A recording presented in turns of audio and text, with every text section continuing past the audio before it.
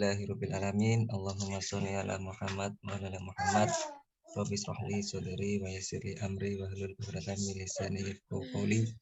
Puji syukur kepada Allah Subhanahu wa taala yang masih memberikan nikmat terbesarnya, nikmat iman dan Islam, nikmat diberikannya cuma bisa mengikuti kajian mengenai kitab fikih Muyassar yang insya Allah akan diasuh oleh Ustadz Said Yahya Hafidhullah Ta'ala yang insya Allah sudah hadir bersama kita. Insya Allah bisa dimulai Ustadz untuk kajiannya. Tafadhol Ustadz. Baik, bismillah. Bismillah. Assalamualaikum warahmatullahi wabarakatuh. Innal hamdalillah nahmaduhu wa nasta'inuhu wa nastaghfiruh wa na'udzu billahi min shururi anfusina wa min sayyiati a'malina. May yahdihillahu fala mudilla lahu wa may yudlil fala hadiya lahu. Asyhadu an la ilaha illallah wa asyhadu anna Muhammadan 'abduhu wa rasuluh. Allahumma shalli ala nabiyyina Muhammad wa ala ali Muhammad kama shallaita ala Ibrahim wa ala ali Ibrahim innaka Hamidum Majid. Ya ayyuhalladzina amanu taqullaha haqqa tuqatih wa la tamutunna illa wa antum muslimun. Ya ayyuhalladzina amanu taqullaha wa qulu qawlan sadida yuslih lakum a'malakum wa yaghfir lakum dhunubakum wa may yuti'illaha wa rasulahu faqad faza fawzan 'azima. Wa ba'd. Ayyuhal ikhwan rahimani wa rahimakumullah, saudara-saudari sekalian yang mudah-mudahan kita dirahmati oleh Allah Subhanahu wa taala, saudara pendengar, pemirsa sekalian, kemudian sahabat-sahabat yang tergabung di dalam majelis Zoom. Mudah-mudahan Allah Subhanahu wa taala memudahkan kita semua untuk mempelajari ilmu agama Allah Subhanahu wa taala. Rasulullah sallallahu alaihi wasallam mengatakan, man yuridillahu bihi khairan yufaqihu fid din. Barang siapa yang Allah menginginkan kebaikannya kepadanya, maka Allah akan memahamkan agama kepadanya. Maka Allah akan jadikan dia seorang yang faqih, seorang yang paham terhadap agama Islam. Ayyuhal ikhwan rahimani wa rahimakumullah. Pada pertemuan lalu sudah kita bahas tentang muqaddimah dari kitab Al-Fiqh Al-Muyassar, Al-Fiqhu Al-Muyassar atau Al-Fiqhi Al-Muyassar, dan kita juga sudah sebutkan sebagian perkataan dari penulis atau penyusun. Kemudian kita juga sudah bahas beberapa pendahuluan tentang belajar ilmu fikih. Pada hari ini insyaallah kita masuk ke dalam kitab At-Taharah, yaitu kitab yang berkaitan dengan persiapan beribadah salat ya dan yang lainnya. Maka dimulai dari kitab At-Taharah, dan seluruh buku-buku fikih sekarang ini diawali dengan kitab At-Taharah, yaitu kitab bersuci. Dan kitab ini wa yashtamilu ala asyrati abwab, dan kitab ini terdiri dari 10 bab ya. Kitab ini terdiri dari 10 bab. Bab yang pertama adalah tentang ahkam, hukum-hukum yang berkaitan dengan taharah dan juga air. Kemudian bab yang selanjutnya, nah itu ada bab tentang aniyah, yaitu berkaitan dengan bejana. Kemudian bab-bab yang lain insyaallah, dan kita pada pertemuan kali ini membahas tentang bab yang pertama, dan di situ ada beberapa permasalahan yang insyaallah kita ambil pada pertemuan kita kali ini. Mudah-mudahan Allah Subhanahu wa taala memberikan kekuatan pemahaman kepada kita dan kekuatan ya kepada kita untuk bisa menyerap ilmu, dan yang paling penting adalah diberi taufik oleh Allah Subhanahu wa taala untuk memahami ilmu, dan juga diberikan kekuatan untuk diberikan taufik untuk mengamalkan ilmu tersebut. Dan jika kita bisa mengajarkannya kepada orang lain, maka itu lebih baik lagi. Baik, kita masuki bab yang pertama tentang hukum-hukum seputar bersuci dan juga air. Al-mas'alah al-ula. Kita masuki al-mas'alah al-ula, permasalahan yang pertama. fit ta'rifi bit taharah, pengertian dari bersuci. Wa bayanu ahammiyatiha, dan penjelasan ya, atau wa bayani ahammiyatiha, dan penjelasan tentang pentingnya permasalahan ini, bab ini, yaitu taharah wa aqsamiha, dan juga macam-macamnya. Taib. Yang pertama kita bahas ahamiyatu taharah wa aqsamuha, ya, pentingnya bersuci dan macam-macamnya. Penulis mengatakan di dalam kitab Al-Fiqh Al-Muyassar, at-taharatu hiya miftahus shalah. Taharah itu adalah kunci dari salat. Taharah itu adalah kunci dari salat. Wa akadu syurutiha, dan syarat yang paling ditekankan. Ya, syarat yang paling ditekankan, wasyartu labudda an yataqaddama 'alal masyrut.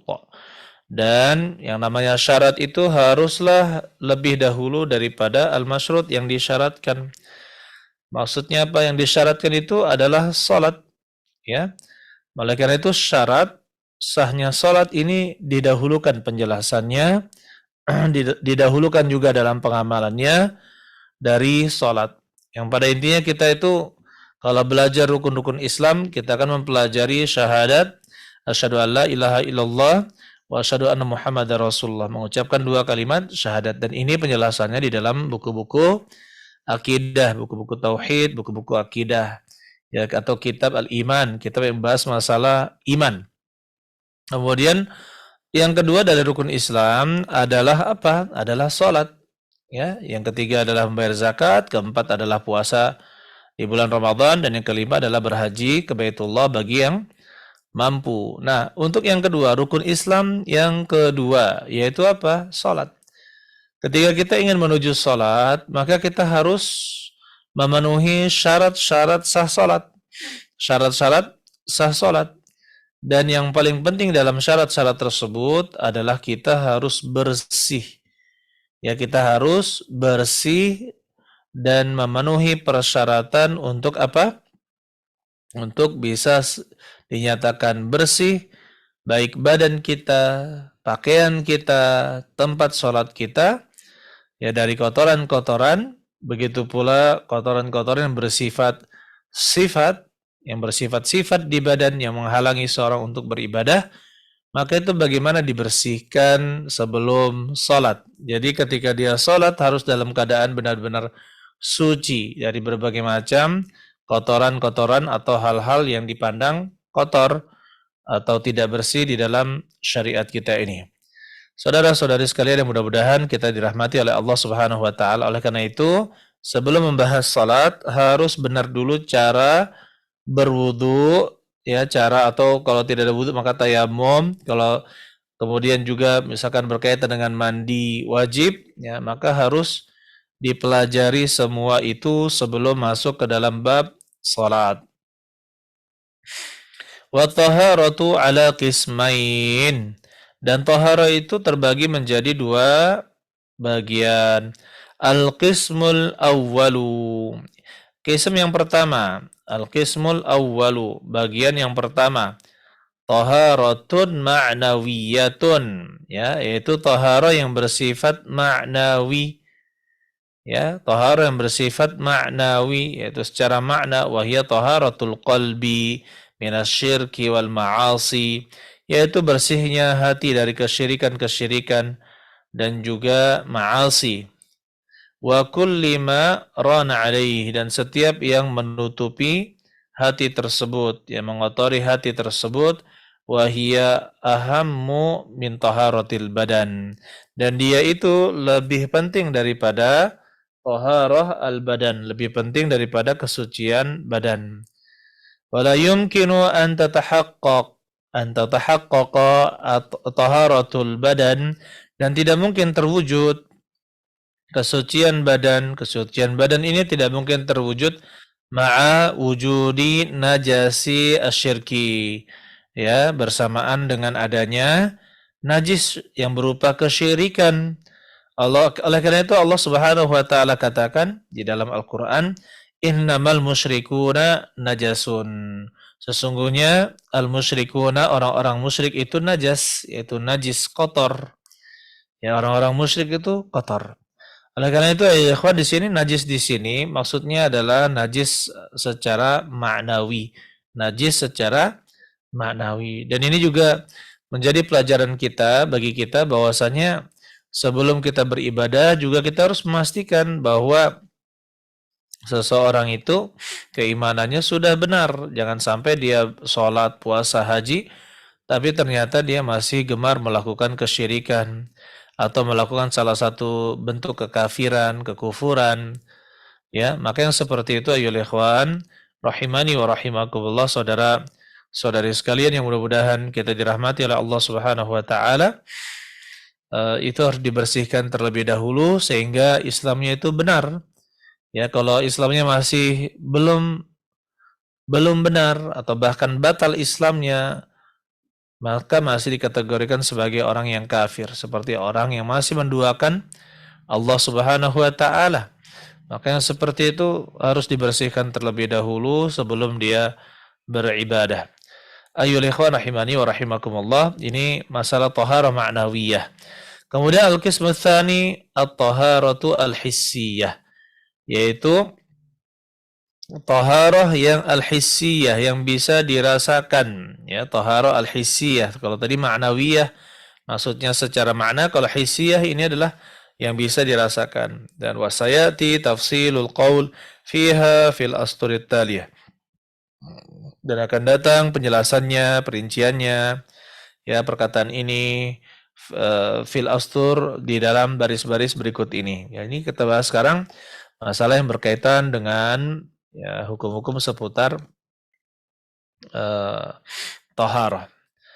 Sekarang kita masuk ke dalam pengertian at-taharah. Apa itu at-taharah? Menurut bahasa Arab, fil lughati, menurut bahasa Arab, dia adalah an-nazafah. An-nazafatu, dia adalah bersih. Wan nazahah minal aqdhar, dan nazahah, terhindar atau bersih, ya. Nazahah itu juga bersih atau terhindar, minal aqdhar, dari hal-hal yang kotor, dari hal-hal yang kotor. Ini pengertian secara bahasa dari at-taharah. Jadi digunakan kata ini di dalam syariat kita. Ya, adapun di dalam syariat kita, dia disebutkan yang dimaksud dengan at-taharatu secara singkat adalah raf'ul hadafi wa zawalul khabath. Raf'ul hadafi wa zawal al-khabath. Nah, ini secara singkat, dia adalah raf'ul hadath, mengangkat hadas, wa zawalul khabath, dan menghilangkan al-khabath, yaitu kotoran. Apa saja yang dimaksud dengan al-hadath dan apa yang dimaksud dengan al-khabath atau najis? Al-khabath di situ najis.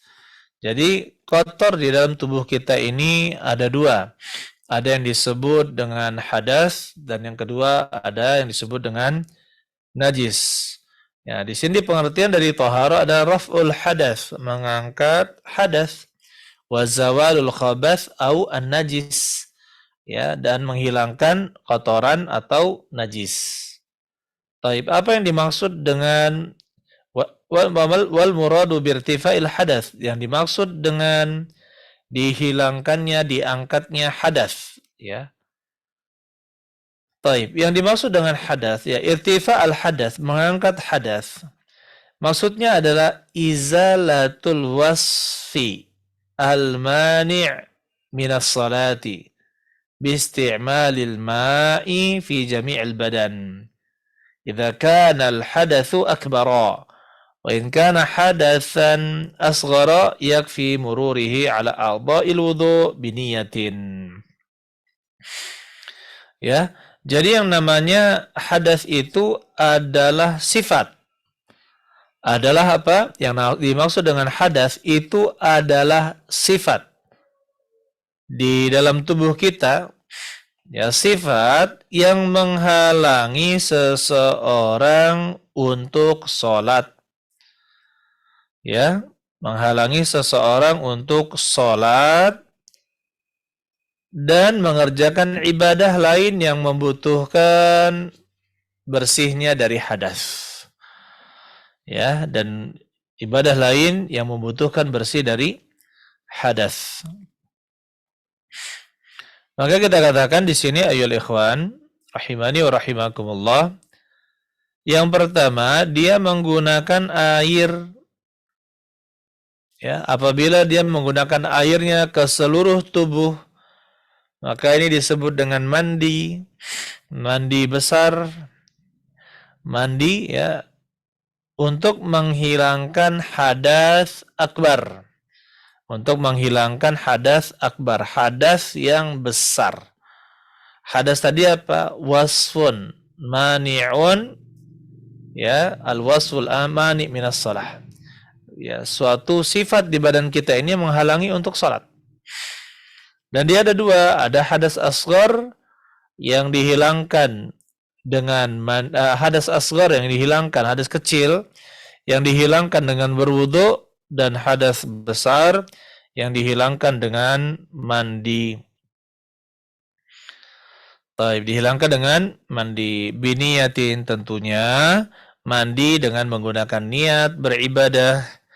Begitu pula begitu pula wudu, itu juga diniatkan wudu ibadah. Wa in faqada al-ma' aw 'ajaza anhu ista'mala ma yanubu anhu wa huwa turab. Dan apabila dia kesulitan atau tidak bisa menggunakan air, ya, apabila infaqadal ma, apabila dia tidak mendapatkan air, au ajazaan, atau dia kesulitan atau mendapatkan uzur, ya, untuk menggunakan air, maka ustu'mila, bisa dikatakan ustu'mila berarti digunakan mayadubu anhu, apa yang menggantikannya.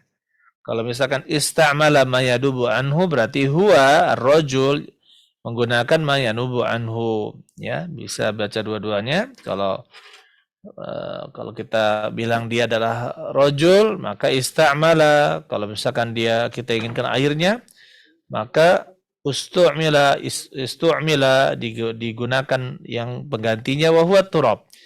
Yaitu apa penggantinya? Penggantinya adalah turab. Ala sifatil ma'muru biha syar'an, dengan sifat yang diperintahkan secara syar'i. Tentunya ayyuhal ikhwan rahimani wa rahimakumullah, kita akan nanti mempelajari, ya, kita akan mempelajari bagaimana cara berwudu dan juga bagaimana cara mandi sesuai sunnah. Begitu pula cara bertayamum yang sesuai sunnah. Taib. Kemudian ayyuhal ikhwan rahimani wa rahimakumullah, kita lanjutkan. Jadi ada yang disebut dengan tayamum, ya, disebut dengan tayamum. Ini menggunakan tanah. Wa sayati dzikruha insyaallah fi babit tayamum. Dan akan datang insyaallah penjelasannya di dalam bab tayamum. Wal murad bi zawalil khabath, dan yang dimaksud dengan hilangnya khabath ay zawalun najasah minal badani wa thawbi wal makan, adalah hilangnya najis pada badan, pakaian, dan tempat sholat atau tempat beribadah. Nah, di sini harus diperhatikan ketika kita ingin sholat, maka kita harus memperhatikan kebersihan badan, kemudian pakaian kita, kemudian tempat sholat kita. Jangan sampai ada najis di sana. Oleh karena itu di sini katakan wal muradu bizawalil khabath, yang dimaksud dengan menghilangkan al-khabath, yaitu kotoran, adalah zawalun najasa, yaitu hilangnya najis di badan, pakaian, dan tempat, maksudnya tempat sholat. Kemudian ayyuhal ikhwan rahimani wa rahimakumullah. Taib. kemudian ayyuhal ikhwan rahimani wa rahimakumullah, dan fattaharatu al-hissiyah ala naw'aini, dan bersuci yang bisa dirasakan itu ala naw'aini, dibagi menjadi dua, yaitu taharatu hadas wa takhtassu bil badan, yaitu sucinya hadas, suci dari hadas, dan ini khusus untuk badan. Wa taharatu khabath, dan suci dari kotoran-kotoran. Wa takunu fil badan wa thawb wal makan, dan itu ya berkaitan tidak hanya pada badan tetapi juga pada pakaian dan juga tempat kita sholat. Oleh karena itu, ayyuhal ikhwan rahimani wa rahimakumullah, ya kita harus memperhatikan ya tempat sholat kita, jangan sampai tempat sholat kita itu bernajis. Dan sudah sepantasnya juga ya pengurus-pengurus masjid, pengurus musalla agar memperhatikan kebersihan musalla dan masjid. Ya, jika tidak ada, yang pertama, jika mereka bisa bekerja sama mengatur jadwal piket, misalkan seperti itu untuk membersihkan masjid, maka bagus. Ya, jika mereka semuanya sibuk ya dan juga sulit untuk mengatur jadwal itu, maka silakan mereka mending membayar orang untuk membersihkan masjid atau musala tersebut agar terhindar dari najis. Wal hadatsu ala naw'aini, dan hadas itu terbagi juga menjadi dua jenis, hadatsun asghar. Yang pertama adalah hadas asghar, yaitu hadas kecil. Wa huwa ma yajibu bihil wudu, yaitu apa yang wajib ya, apa yang mewajibkan wudu ya. Untuk menghilangkan hadas asghar, hadas yang kecil itu harus berwudu. Adapun yang kedua, wa hadatsun akbar, dan hadas akbar yaitu hadas yang besar, wa huwa ma yajibu bihi al-ghuslu, wa huwa ma yajibu bihi al-ghusl, yaitu harus mandi untuk menghilangkan hadas besar tersebut. Wal khabatsu ala salasati anwa, dan khabath najis itu ada 3 jenis. Halaman berikutnya, najis itu ada 3 jenis, ala salasati anwa. Ya, yang pertama khabathun yajibu ghusluhu. Yang pertama adalah khabath najis yang wajib untuk dicuci. Yang kedua adalah khabath yajibu ya nadhuhu, yang diperciki saja, yang harus diperciki. Wa khabathun yajibu mashuhu, dan juga khabath yang harus dimasah, yang harus diusap. Nah, di sini contohnya ayyuhal ikhwan, khabathun yajibu ghasluhu. Nah, ini yang rata-rata khabath atau najis itu harus disucikan dengan dicuci. Contohnya air kencing, kotoran manusia, kotoran hewan yang tidak dimakan dagingnya. Maka itu adalah najis yang kemudian kita membersihkannya dengan cara dicuci. Wa khabathun yajibu nadhuhu, ya. Dan khabath yang yajib nadah, diperciki, diberikan percikan, cukup diperciki saja dengan air, ya, yaitu pada kencing anak laki-laki yang belum makan, bayi laki-laki yang baru lahir dan belum makan apapun kecuali ASI, air susu ibu, ya, yang belum makan apapun kecuali ASI atau air susu ibu, maka dia cukup diperciki, membersihkannya pun cukup diperciki. Taib. Kemudian untuk teman-teman rekan-rekan sekalian ya, silakan kalau misalkan sambil penjelasan nanti bisa ditulis di catatan di chat ya, di kolom chat itu bisa ditulis, dan yang menonton di channel bisa menulis di kolom komentar ya, kolom komentar. Insyaallah nanti insyaallah disiapkan tolong untuk membacakan soal insyaallah. Baik.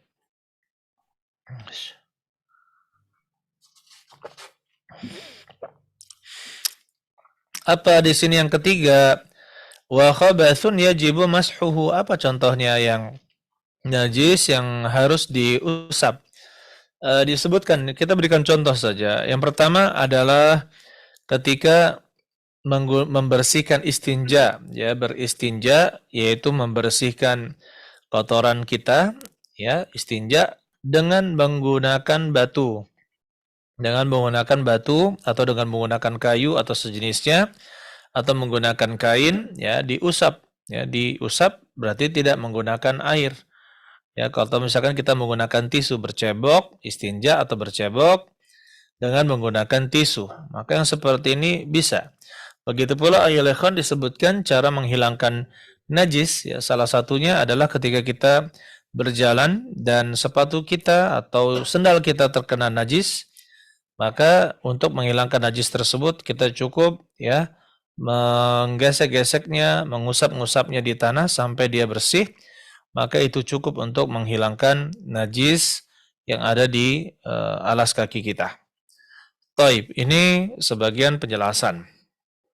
Kemudian ya ikhwan, jadi kita di sini pembahasan kita ulangi, ya. Yang pertama, kotor yang menghalangi sesuatu, ya, menghalangi kita untuk sholat itu ada dua. Ada yang namanya hadas dan ada yang namanya najis. Ada yang namanya hadas dan ada yang namanya najis. Kalau najis itu kan jelas sesuatu yang dikatakan najis, ya, nanti kita akan sebutkan macam-macamnya insya Allah. Contohnya kencing, kotoran hewan yang tidak dimakan dagingnya, ya kan? Kemudian darah dari sembelihan hewan yang disembelih, begitu pula bangkai dan seterusnya, najis-najis yang banyak sekali, insya Allah akan dijelaskan jenis-jenisnya.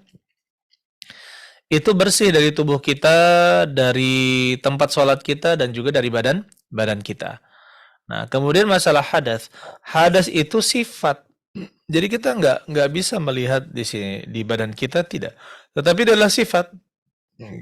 Yang mana seseorang itu kalau masih berhadas, maka dia tidak bisa sholat. Terhalangi untuk sholat dan juga mengerjakan ibadah yang mengharuskan, ya, tidak berhadas. Contohnya sebagian ulama mensyaratkan tawaf. Tawaf itu harus suci dari apa? Bertawaf itu harus suci dari hadas, ya. Sebagian ulama juga mengatakan untuk mendapatkan sunnah ketika membaca Al-Quran, maka dia membaca Al-Quran dengan berwudu. Kemudian sebagian ulama mengatakan tidak boleh menyentuh Al-Quran kecuali dalam keadaan berwudu. Nah, seperti ini kan sangat dibutuhkan.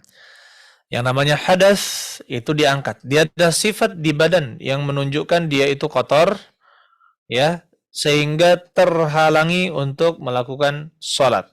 Ya, terhalangi untuk melakukan sholat. Dan sifat tersebut ada dua. Yang pertama adalah hadas asghar, hadas kecil.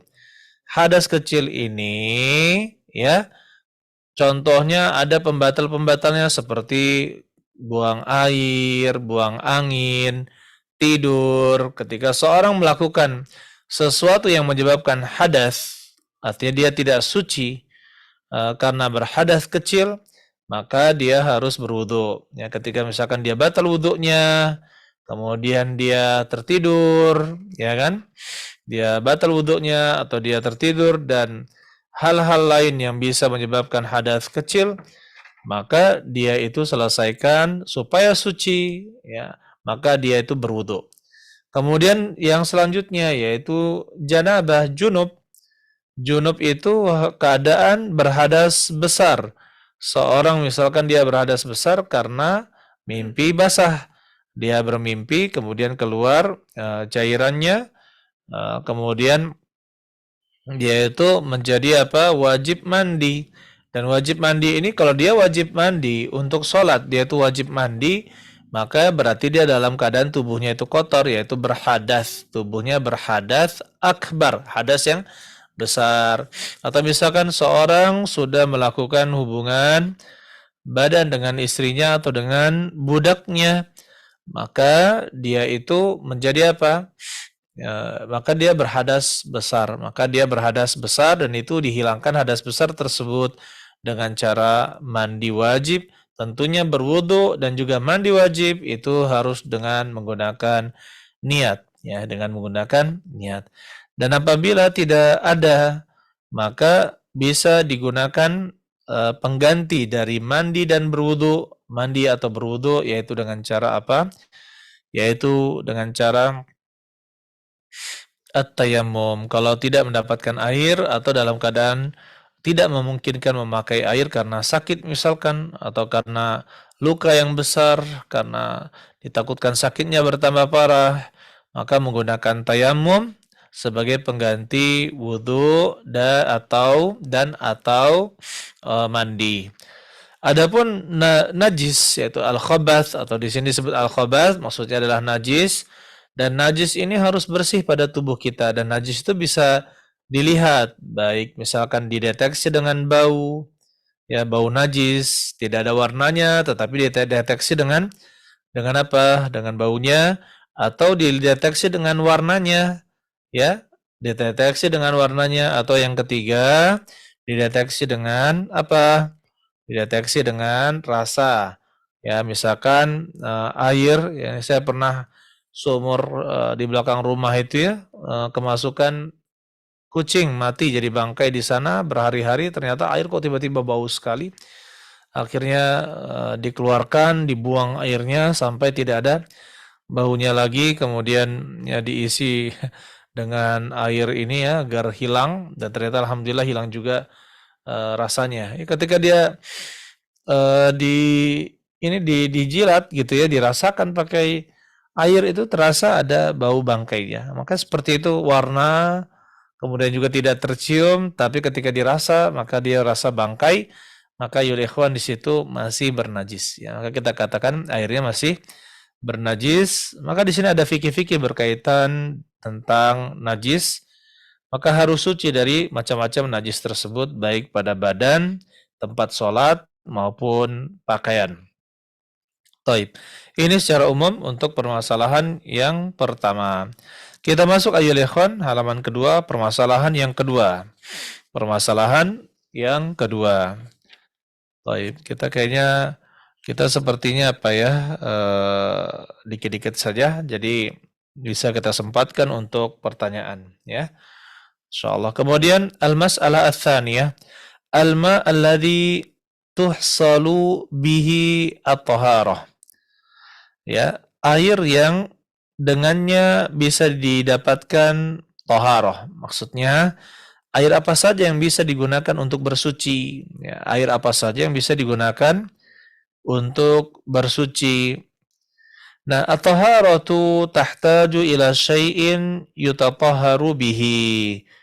Ya, yuzalu bihi najas wa yarfa'u bihi al-hadath, atau wa yurfa'u bihi al-hadath wa huwa al-ma'. Taib. Taharah itu tahtaj, membutuhkan ila syai'in, sesuatu yutatahharu bihi. Ya, bisa dibaca yutatahharu bihi, dibersihkan dengannya, dengan menggunakan sesuatu itu, atau yatatahharu bihi, manusia bisa atau orang bisa menggunakannya, al-insan asy-syakhsu yatatahharu bihi, yuzalu bihin najis, ya, atau najas, yuzalu bihin najis, yang dihilangkan dengan sesuatu tersebut najis, wa yurfa'u bihi al-hadath, dan diangkat darinya al-hadath, wa huwal ma', sesuatu tersebut adalah air. Taib. Nah, di sini ayo ikhwan, yang dimaksud dengan air adalah H2O. Kalau unsur kimianya, ya, adalah H2O. Dihidrogen monoksigen, ya. Nah, di sini hidrogennya 2, oksigennya 1. Apa namanya? H2O. Nah, di sini dalam unsur ini harus untuk membersihkan, ya, untuk membersihkan hadas, disyaratkan harus menggunakan air. Disyaratkan harus menggunakan air. Wal ma' alladhi tuhsalu bihi at-taharah wal ma'atuhu at-tahur. Dan air yang bisa digunakan untuk bersuci adalah air yang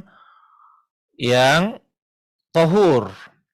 Apa itu air yang tahur? Air yang tahur adalah air wa huwa tahir fi dzatihi. Dia itu suci pada zatnya, al-mutahhir li ghairihi, dan juga mensucikan untuk yang lainnya. Ya, jadi di sini ada di dalam ini adalah istilah di dalam madhab al-Imam Ahmad ya, makanya kita katakan dari awal bahwasanya buku ini ya banyak disusun dengan madhab al-Imam Ahmad, tetapi kita katakan walaupun demikian para ulama yang menyusun ini tidak fanatik ya terhadap madhab Imam Ahmad. Oleh itu kita dapatkan di sini alma at-tahur, air yang suci mensucikan. Nah, kalau kita terjemahkan air yang tahur itu adalah air yang suci mensucikan. Suci pada zatnya dan dia mensucikan juga untuk yang lain. Wa huwal baqi ala asli khilqatihi, dan dia adalah yang tetap ala asli khilqatihi, sesuai dengan penciptaannya. Ya. Atau maksudnya ala sifatihi allati khuliqa 'alaiha, sesuai dengan sifat yang dia diciptakan dengan sifat tersebut. Maksudnya apa? Yaitu air yang tidak bercampur dengan air yang lain, dengan sesuatu yang lain.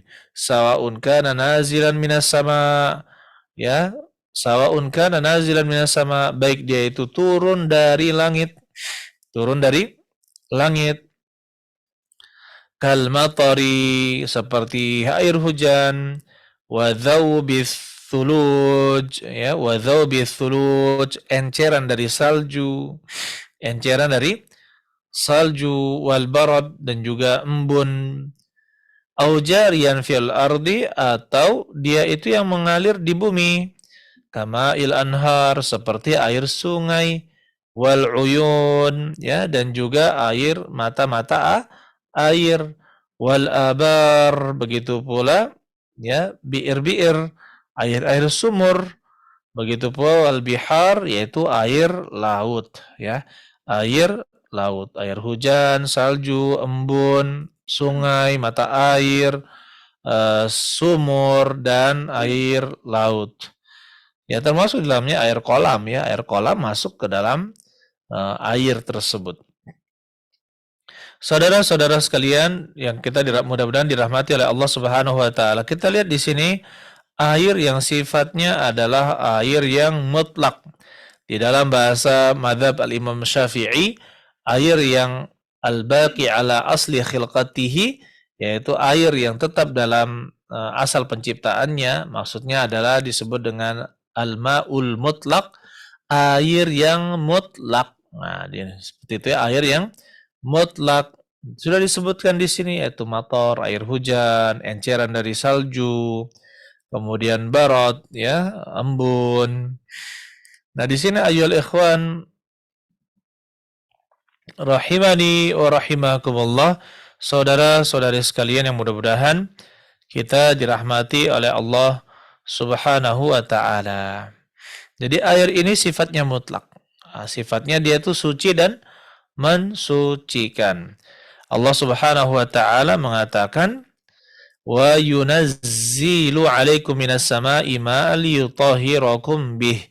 Di dalam surat Al-Anfal ayat yang ke-11, yunazzilu 'alaikum, dan Allah menurunkan kepada kalian minas sama, dari langit, ma'a, air, liyutahhirakum bihi, untuk kalian dia membersihkan, liyutahhirakum bihi, ya, dia membersihkan kalian dengannya, menggunakan air tersebut, ya, berarti air bisa digunakan untuk bersuci.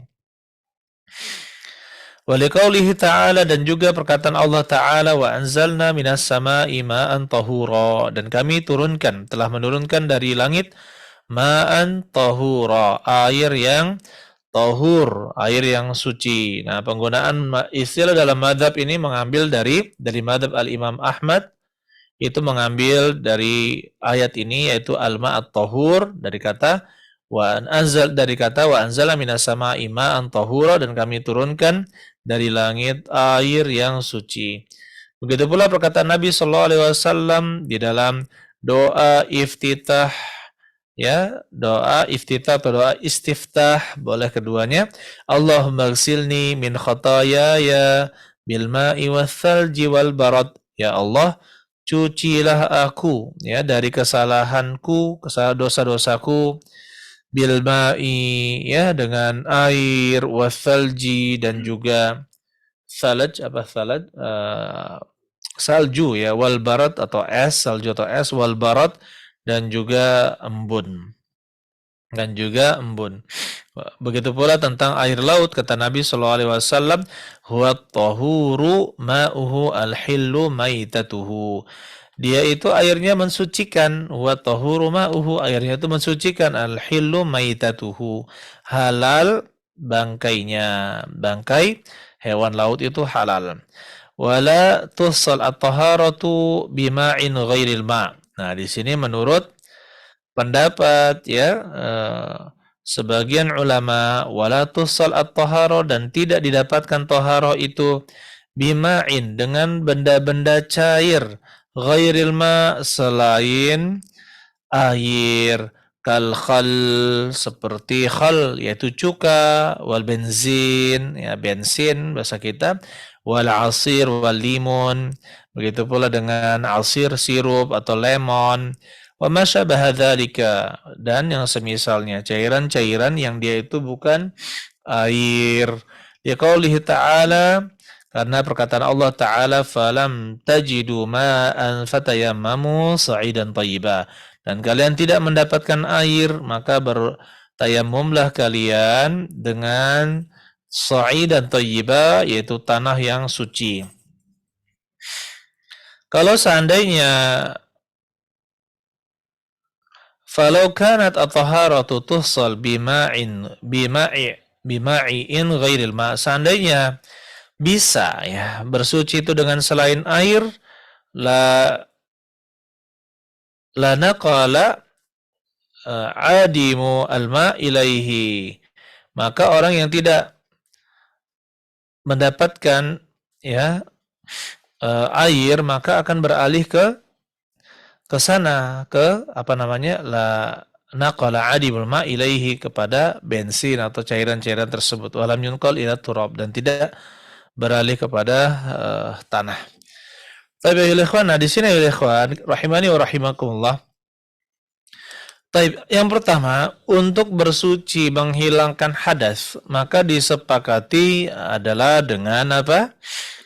Dengan apa? Dengan air ya, yaitu H2O, yang kita katakan unsur kimianya adalah dihidrogen monoksida, yaitu di H2O.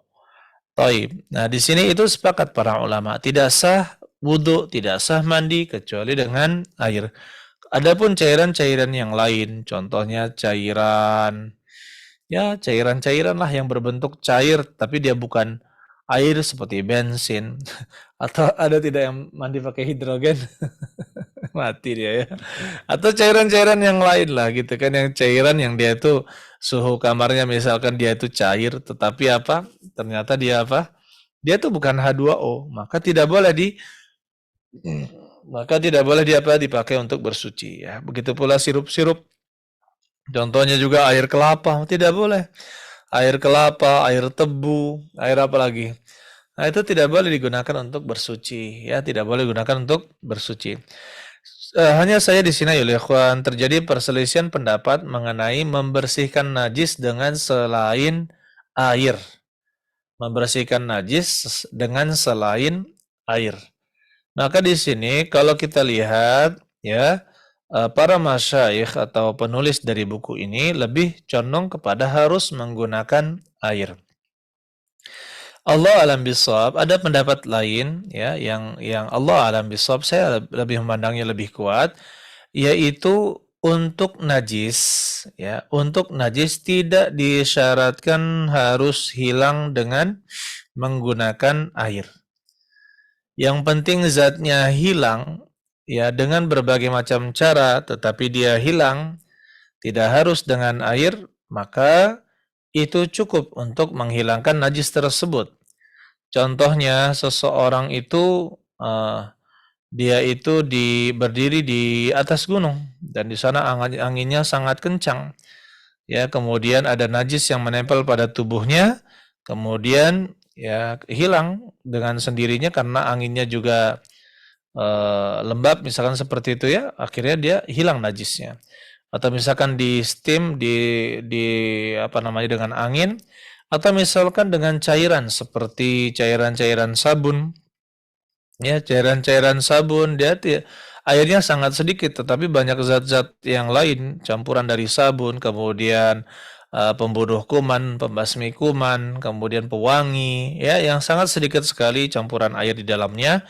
Kemudian dilapkan di lantai keramik misalkan atau marmer atau granit, kemudian hilang najisnya dengan tersebut kemudian dilap, maka yang seperti itu cukup ya karena zat najisnya hilang dengan sesuatu.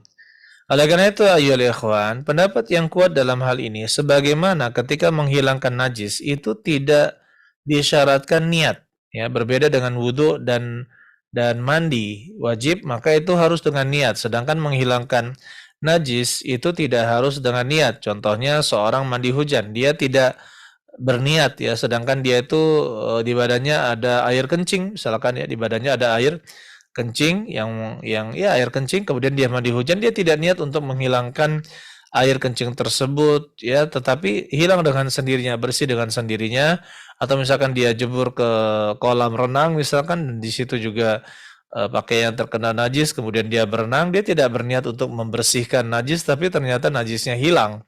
Ya najisnya hilang, maka kita katakan apakah dia sudah bersih? Jawabannya iya, sudah bersih. Ya sebagaimana tidak disyaratkan niat dalam membersihkan yang namanya najis, maka yang penting adalah hilangnya zat dari najis tersebut, dan tidak harus menggunakan air, bisa menggunakan sabun-sabun atau pewangi dan sebagainya. Yang penting zatnya itu, zat najisnya hilang dan bersih, tidak ada baunya lagi, warna dan rasanya tidak ada lagi, maka itu sudah bisa menghilangkan najis tersebut. Allah alam bisawab. Dan di sini ada sa'ah, ada kelapangan, Allah alam bisawab ya di dalam hal ini ya. Saya rasa cukup untuk materinya, kita berikan kesempatan kepada saudara-saudara kita untuk bertanya.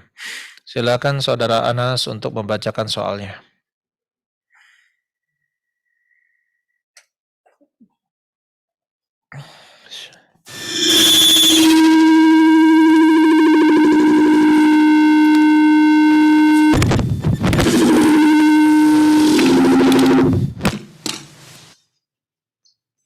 Ya, silakan.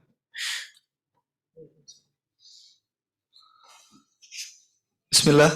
Ada pertanyaan Ustadz. Bagaimana hukumnya sholat dengan menggendong bayi yang memakai pampers, yang di dalam pampers itu ada najisnya? Syukron Ustadz. Jahit. Bagaimana hukumnya sholat dengan menggendong bayi yang memakai pampers dan dalam pampers ada najisnya? Nah di sini ya ikhwan rahimani wa rahimakumullah, para ulama memberikan kaidah di dalam masalah membawa najis. Ya, apabila najis tersebut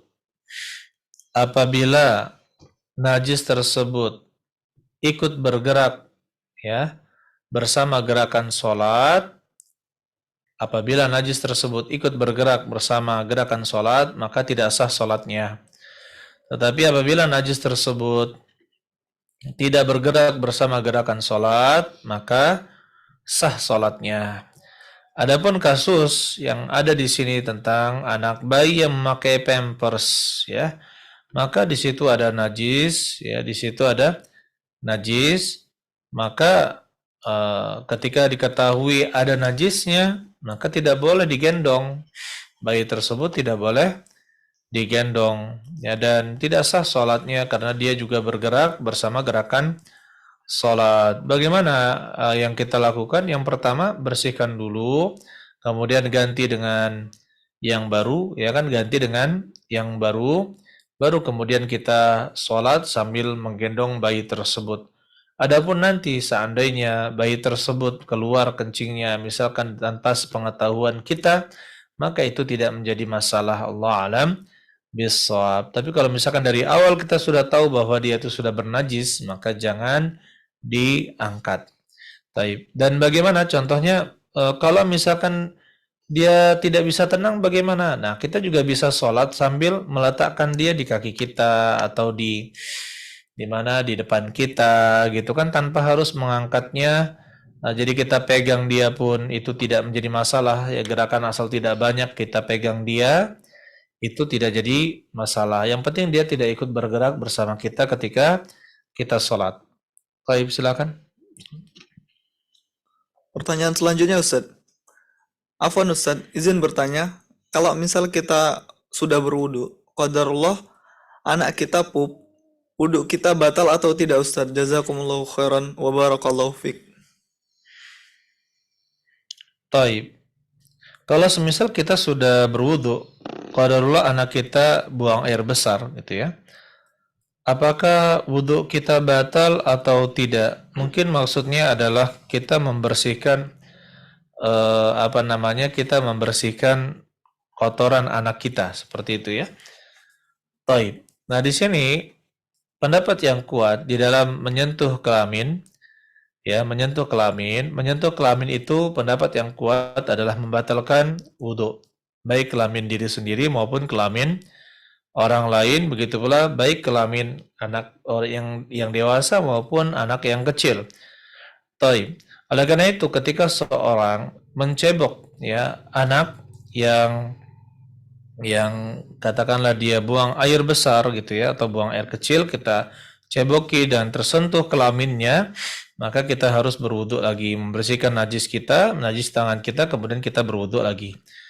Tetapi seandainya membersihkannya tidak perlu menyentuh, seperti sekarang ada yang namanya tisu basah atau pakai kain atau pakai apa, sehingga membersihkannya itu tidak harus menyentuh, ya, tidak harus menyentuh sang bayi, kelamin sang bayi, si bayi, maka itu tidak membatalkan wudu. Ya, yang batal itu kalau kita langsung bersentuhan dengan kelamin anak tersebut. Baik, silakan. Ustadz, jika mandi junub tidak diawali dengan wudhu, hanya mandi besar saja, lalu melaksanakan sholat, haruskah tetap berwudhu dahulu?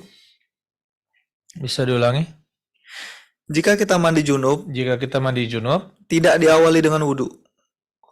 Tidak diawali dengan wudhu. Terus? Hanya mandi besar saja, lalu akan melaksanakan sholat, haruskah tetap berwudhu dahulu? Jahit. Ini termasuk permasalahan yang diperselisihkan oleh para ulama, apakah sah ya mandi junub saja tanpa berwudu kemudian sholat ataukah harus berwudu. Di dalam Allah alam bisawab ya, pendapat yang kuat di dalam hal ini adalah sah mandi tanpa berwudu asal diniatkan dengan mandi tersebut mengangkat dua hadas, yaitu hadas kecil dan hadas besar. Apabila dia hanya meniatkan hadas besar saja, maka dia harus berwudu. Ya, kalau dia sudah meniatkan untuk hadas kecil dan hadas besar secara bersamaan dengan perbuatan mandi, maka itu sudah cukup. Allah alam bisawab. Dan tentunya kita tetap menyarankan agar seorang yang junub, mandi junub, ya itu tetap menggunakan berwudu sebelum mandi atau setelahnya. Jadi terpisah antara membersihkan hadas kecil dan juga hadas besar, hadas kecil dengan berwudu dan hadas besar dengan mandi. Ini untuk keluar dari perselisihan di kalangan para ulama. Ya, ini untuk menghindari perselisihan di kalangan para ulama. Karena Nabi SAW seperti disebutkan dalam Sunan Ibnu Majah, karena yaghtasilu minal janabah ghair wudu. Dulu Nabi SAW mandi janabah dan tanpa berwudu, sehingga para ulama berusaha untuk menggabungkan hadis ini dengan hadis Nabi SAW berwudu, yaitu dengan cara beliau menggabungkan niat, yaitu dua niat, yaitu hadas besar dan hadas kecil dalam mandi tersebut, sehingga beliau tidak mandi. Tetapi kita katakan ayol ikhwan, yang lebih utama dan juga lebih meyakinkan adalah kita memisahkan antara berwudu dengan sholat, dengan mengerjakan wudu di awal, kemudian kita sholat. Allah alam bisawab. Silakan. Bismillah. Afwan Ustadz, izin bertanya. Ya. Bagaimana dengan akhwat yang memakai pakaian yang panjang sampai tanah, yang kita tidak tahu terkena najis atau tidaknya? Apakah masih bisa dipakai untuk sholat? Jaid. Yang membersihkan pakaian yang menjulur sampai tanah, ya, itu adalah tanah berikutnya, tanah setelahnya. Jadi kalaupun dia tidak mengetahui ada najis di sana, maka dia itu cukup dan bisa dipakai untuk sholat sebagaimana pernah terjadi di zaman Nabi Sallallahu Alaihi Wasallam, yutahiruhu ma ba'dah. Atau kama qala sallallahu alaihi wasallam, yang membersihkannya adalah yang setelahnya. Maksudnya gesekan tanah berikutnya itu membersihkan najis yang sebelumnya. Allah alam bisawab. Silakan. Pertanyaan selanjutnya, Ustaz. Bagaimana dengan orang luar? Kebanyakan berkebiasaan istinja memakai tisu, padahal ada air.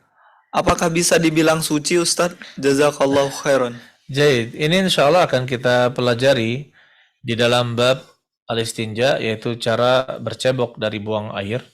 Dan yang pertama, bercebok itu bisa menggunakan air dan bisa menggunakan selain air seperti batu, ya, kemudian kayu, atau bisa menggunakan juga tisu atau kain.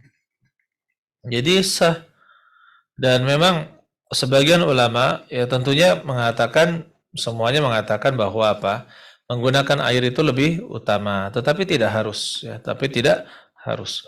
Kalau misalkan seorang beristinja dengan menggunakan tisu, maka itu sudah cukup baginya. Ya, itu sudah cukup baginya dengan syarat ya dia menggunakannya itu sampai bersih ya, sampai bersih dan tidak ada bekas lagi.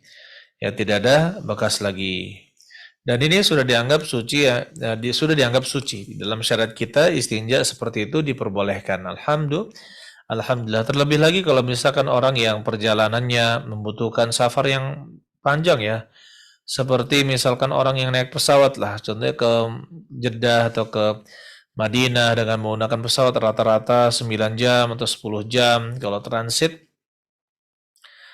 Maka di situ membutuhkan apa, ya ikhwan? Ya, terkadang kita harus buang air ya, dan sangat sulit untuk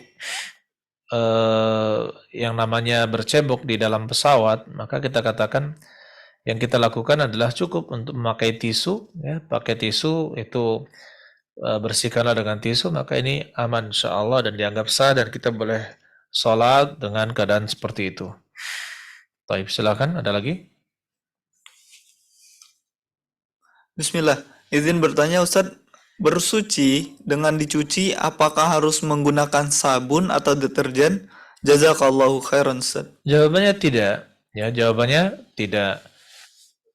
Yang harus adalah menggunakan air. Ya, harus yang untuk menghilangkan najis, maka menggunakan apapun, yang penting najisnya hilang, itu bisa digunakan dan tidak harus menggunakan sabun atau deterjen. Tidak menggunakan, cuma memang kalau adanya sabun dan deterjen tersebut, ya kan, itu memudahkan kotoran lepas dari pakaian. Memang dirancang penemuannya untuk melepaskan kotoran dari kain, ya, dari kain. Makanya silakan digunakan. Kalau di zaman Nabi Shallallahu Alaihi Wasallam, apakah ada deterjen? Tidak ada. Sabun juga belum ditemukan. Tetapi mereka menggunakan yang namanya daun bidara.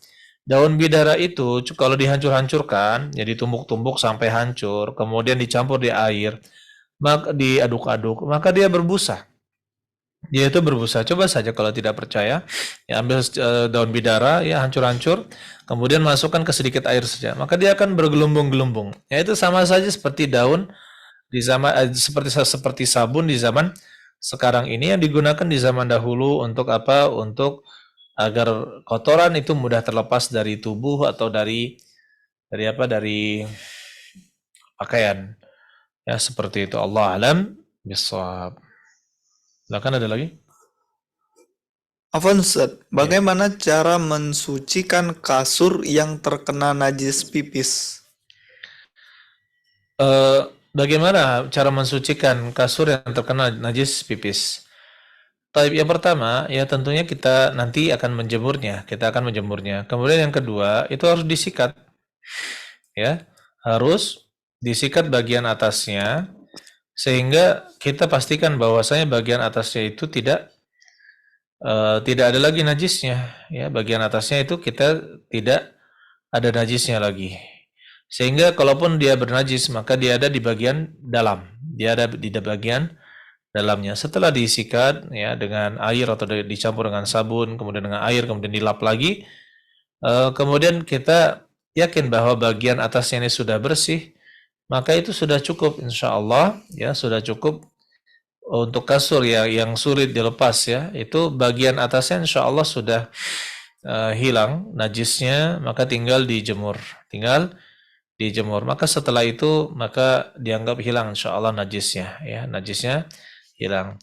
Dan kita sarankan seperti kalau yang sekarang kan banyak memakai busa, ya. Kalau busa lebih ringan lagi, bungkus atau kulit dari kasur tersebut kita buka, kemudian kita cuci kulit dari kasur busa tersebut, kemudian kita jemur busanya tanpa perlu dibersihkan, ya. Setelah dijemur kita bisa memasang kembali kain tersebut, ya. Maka kita pun tidak terkena najis tapi terkena langsung kain tersebut. Jadi terhindar dari najis. Alhamdulillah. Yang agak sulit kalau misalkan kita menggunakan kasur ya yang sulit diangkat gitu ya. Begitu pula kasur yang bahan kapuk ya. Zaman dahulu kan ada bahan kapuk atau bahan, kalau sekarang bahan kain, maka seperti itu, maka ya bersihkanlah, sikatlah dulu, bersihkan ya dengan menggunakan sabun, kemudian ambil lap sampai bagian atasnya itu kita yakin tidak ada lagi najisnya, baru kita jemur. Ya, seperti itu insya Allah cukup untuk menghilangkan kasur yang terkena kotoran. Allah alam bisawab. Saya rasa cukup pertemuan kita pada malam hari ini. Barakallahu fikum jami'an. Subhanakallahumma bihamdik. Asyhadu an la ilaha illa anta astaghfiruka wa atubu ilaik. Assalamualaikum warahmatullahi wabarakatuh.